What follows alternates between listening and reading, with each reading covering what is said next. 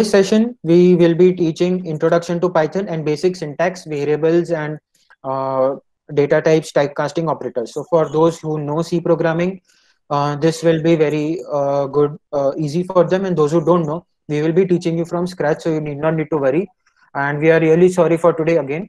So this today's session will be taken by Umang Thadani. He's a second year IT student, but you can see being in second year, he has learned C programming. He has learned HTML, CSS, Bootstrap, JavaScript. Yeah, he has also learned Java. Now he has learned Python completely. He also took session on data structures. He taught all the data structures in C, and now he has started our journey from being a student at Synergy, and now he's teaching at Synergy. So we at Synergy also believe we want to develop students. So you can see how he has started and how he has grown till now. So he will be taking your session, and we really hope you like our session. And again, I'm sorry for today. So all to you, Uma. Thank you, Mihir. Am I audible? Yeah. Okay, so let's start with our Python programming crash course. So we will go right from scratch and develop understanding of all these topics. We'll start today from introduction to Python, and then we'll go over to basic syntax. Tomorrow we'll try to see those basic syntax and those data types in depth with the help of actual programs. Then we'll move on to control structures, that is loops and if-else statements and stuff. Then we'll head over to functions and then object-oriented Python. So let's start our journey. Introduction to Python. Now, what is Python? Python is basically an object-oriented language. So C, as we talk about C, in C we have functions and stuff, but we cannot create objects. Now, what are objects? Objects are basically the real life entities which are introduced into your programming language. So that is what the idea of object-oriented languages is. So you basically connect your programming language with your real world experiences. So that is how it works. Then it is dynamically typed. We'll see how it basically works. I guess that would be better if I teach you later. It is also an interpreted language. Now, there are two kinds of languages. I can say compiled languages and interpreted languages. Now, compiled languages, as we say, like C and C++. Now, what happens in those languages is that suppose you have written your program and there is some error in line number 4. For example, you have a 10-line program, you have an error at line number 4. So what will happen is if you run your program, you will get an error. Even though you have the first 3 lines correct, they won't get executed. That is, you won't see the relevant output. But in case of interpreted languages, that case is a little bit different. Even though your entire code is correct and only one line there is an error, the remaining code will get executed. I mean, if there is an error at line number 4, the initial 3 lines will get executed, and then the program will terminate at line number 4. So that is one benefit of interpreted languages.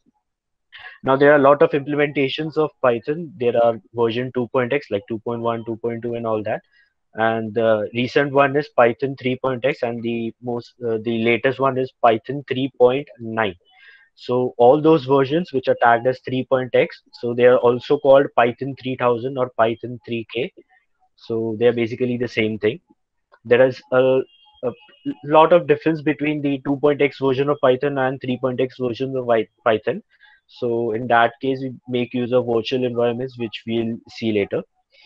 Now, C Python, which is written in C, is the most common implementation of Python. So basically, whatever we are going to code in this particular session, so the basic, the structure of that Python language, the architecture is made up of C. So the entire concepts are taken from C, and that is what we use in Python.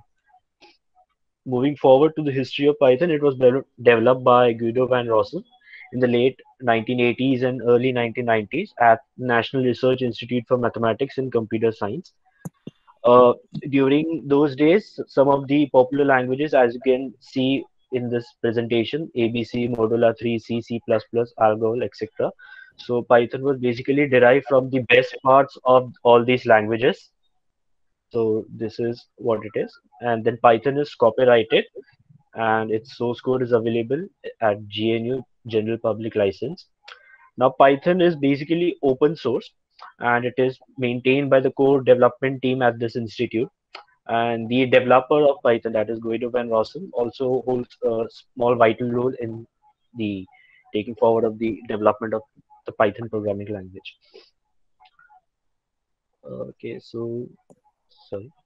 Yeah, so what makes Python so powerful? I mean, we all have heard that Python can do wonders. So what is the reason that is Python is so powerful?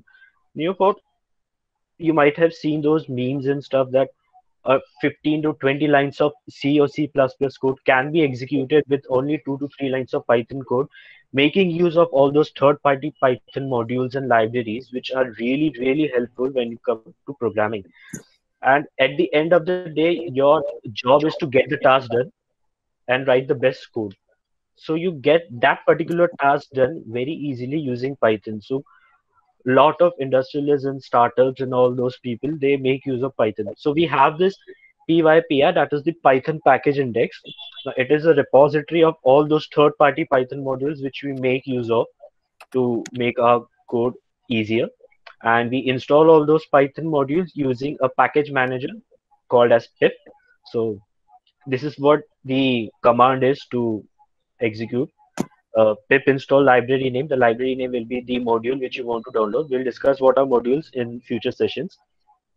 So this is how we write in the command prompt, and then the module gets downloaded. Moving forward.